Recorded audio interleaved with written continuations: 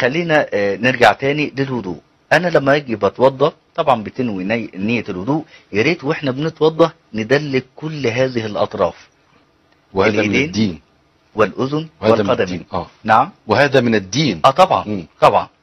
التدليك ده بيعمل ايه؟ بيعمل حاجة اسمها تنشيط الطاقة الانعكاسية لكل عضو من اعضاء الجسد. الله. وده علم معروف جدا جدا. لو اي حد كده على الفيسبوك او على جوجل يكتب ريفلكسولوجي بالعربي او بالانجليش هيلاقي ملايين المواقع اللي بتتكلم عن الموضوع ده، اللي هو الطب الانعكاسي او ما يعرف ب الطب الفرعوني اللي الوضوء هيعمل لنا ايه؟ 7200 سنة يعني. الوضوء هيعمل لنا ايه؟ لا، الوضوء بيعمل تنشيط. انا عايز الناس الجميله بتاعتنا نعرفهم الوضوء هيعمل ايه. انا عايز اعرفهم واعرف لغير المسلمين كمان فضل الوضوء ده. ربنا يجعلها دعوه لكل الناس. اللهم امين يا رب. فالوضوء يا اخوانا بيعمل تنشيط لكل خلايا الجسم.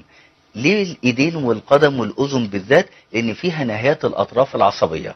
يعني عند القدم على سبيل المثال فيها نهايات اطراف العصبيه ما يقرب 7200 وتر. نجيب من اول فين؟ نجيب من اول فين؟ نعم، نجيب من اول فين؟ من اول هنا يعني واحنا بنتوضى في الايدين.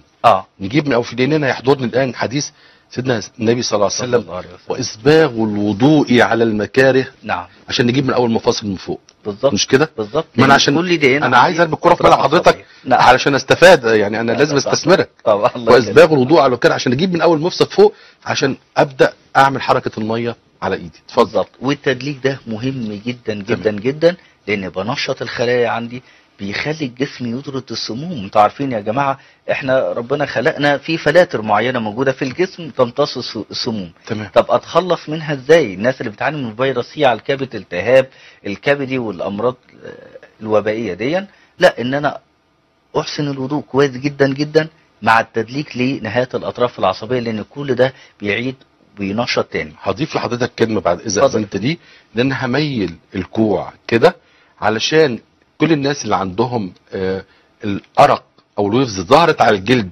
الاحمرار والالم، لما بنزل كده واخلي الصنبور من فوق كل ده بينزل لي الاشارات او الويفز السلبيه بتنزل مع الميه. نعم. والكلام اللي بقوله ده كله حاجات علميه مقننه. اتفضل دكتور. نعم. طيب القدم مثلا على سبيل المثال هنلاقي ليها خريطه متكامله، ويمكن ده موجود طبعا في صلاتنا وموجود كمان من ايام الطب الفرعوني، بدأ من 3230 سنة قبل الميلاد. جميل. حاجة اسمها ريفلكسولوجيا او ما يعرف بالطب الفرعوني. كان بيتعالج بيه الملك زوسر وكان معروف بعلم الملوك. والكاهن بتاعه اسمه انيك محور كان بيعالجه من خلال الايدين والقدم، يدلك كده نقط معينة. فكان الملك يقول له باللغة الهيروغليفية انك تؤلمني، فيقول له الكاهن المعالج له اني أؤلمك يا سيدي الان ولكن ستشكرني فيما بعد. نعم. لما مات الملك ومات الكاهن دخلوا المعبد والمقبرة بتاعتهم، فلقوا ان اعضاء الجسد كلها تتمثل في القدم واليدين والاذن، كل شيء بشبكة عصبية متصلة بكل حاجة. تاني الحتة يتمثل فين؟ تاني عشان انا اقول للناس هذا ديننا. نعم. تاني. نعم. موجودة فين؟ في اليدين والقدم والاذن، المناطق اللي احنا بنتوضى بيها. فسبحان الله يعني مجبرين ان احنا نعمل لها حالة تدليك. لازم. مش كده؟ انت عايز تعيش حالة صحية نفسيا وجسديا عضويا فسيولوجيا، اتوضى 5 مرات. هذا ديننا ونحن مقتنعون به الحمد لله رب العالمين، وربنا يديم علينا نعمة. علمنا اكد لنا ايه من الكلام بتاع الذي لا ينطق عن الهوى سيدنا النبي صلى الله عليه وسلم؟ احنا خلينا نتكلم بالادلة العلمية والمنهج العلمي التجريبي. لو استاذنا الفاضل يعرض لنا الصورة الفرعونية اللي بيثبت ده. التاريخ في هرم سقارة. في هرم سقارة قبل 3 اهرامات ب1000 سنة. موجود كده. طيب. الصورة دي ممكن نشوفها كده. طيب مع بعض. نعرض من تاني صورة معانا موجودة ايه؟ الاول صورة فيها مشكلة تقريبا بتاعت الصورة الفرعونية اللي فيها الملك والكاهن ماسكين ايدين، يعني حركة من اللي احنا بنسميها المساج، او كنا زمان كده بنقول تعضيل. عضلني جسمي او اعمل لي فكي لي جسمي او الكلام البسيط ده مثلا. يعني حتى زمان لا، يعني عارف نظام سي السيد وامينه، فاكر الكلام ده لما كان سي السيد يجي. طب الصورة دي دكتور سعد بتعبر لنا عن ايه؟ الله، دي صورة جميلة جدا جدا بتدل على المفاصل الجسد اخبارها ايه. يمكن رؤيتنا احنا لبطن القدم لما نيجي نشخص كده بعرف اذا كان في حصل كسر قبل كده في الجسم دون ولا لا. منين ده؟ من غير ما يقول لي، يعني من غير المريض ما يقول لي انا حصل لي كذا او المفاصل تعباني او خشونه. لا، الصوره دي بتعبر ان الصابع الكبير ده فيه مراكز المخ. عندي المنطقه الصدريه وعندي منطقه يعني نفس الرسمه بتدل نفس الرسمة على كل منطقه من مناطق الجسم. دي الاشعه بتاعت الجسم. دي الاشعه بالظبط كده، الاشعه. لان يعني ايام الفراعنه ما كانش فيه التكنولوجي اللي موجوده دلوقتي. لكن دلوقتي الكلام ده مثبت علميا وموجود. كله رجع ليه تاني مره ثانيه. يعني خريطه المخ في الاصبع الاكبر. قف الصدر في المنطقه دي خريطه العظام كلها. اعتقد ان البطن في المنطقه اللي هي الفاضيه دي دكتور سعد. ما احنا دي الصوره اللي بعد كده. طيب اشوف الصوره اللي بعديها مخرجنا الجميل بعد اذنك علشان نمشي خطوه خطوه. ايوه معانا. شايفين بقى هنا كده اعضاء جسم الانسان موجوده في كل شيء. عندي مراكز المخ اهو في صابع كبير. العينين، الاذن. عندي هنا الجيوب الانفيه، عندي منطقة الرئتين، القلب، الطحال، الكبد، البنكرياس، الأمعاء الدقيقة، الحواف بتاعة القدم اللي شكل الدودة دي، ده العمود الفقري. العمود الفقري. يعني الناس اللي عندها مشكلة في العمود الفقري او في غضروف او احنا هنقول ده احنا هنقول هنتكلم بس ناخد الصورة اللي بعديها، ناخد الصور كلها نشوف مناطق الجسم. والكعب ده اللي فيه الجهاز البولي او الجهاز التناسلي عند السيدات.